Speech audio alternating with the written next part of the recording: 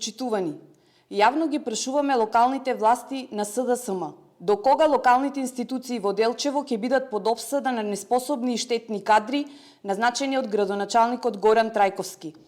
Пред повеќе од 7 месеци делчевската јавност беше сведок на варварско колење јагниња во дворот на детската градинка Весели Цветови и до ден денес нема одговорност од раководството во градинката, во чиј мандат се случи ваквиот чин на варваризам во воспитно-образовната институција.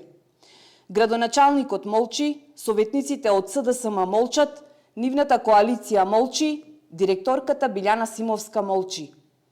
Во целиот овој молк, локалните власти во Делчево, предводени од СДСМ, веројатно сметаат дека времето ќе ги избрише нивните недела.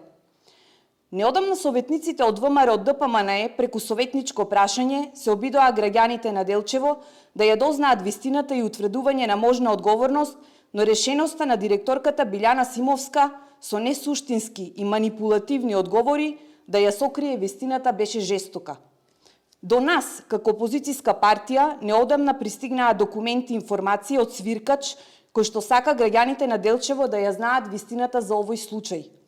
Станува збор за информација која вели дека едно лице од персоналот во градинката е казнето од страна на надлежен инспектор за овој случај, а директорката како најодговорна во градинката за овој чин и понатаму продолжува да избегнува одговорност и да директорува во градинката. Заедно со неа и градоначалникот Горан Трајковски, кој како најнадлежен за работата на локалните институции, засега молчи во јавноста за санкција на одговорните лица за овој голем скандал.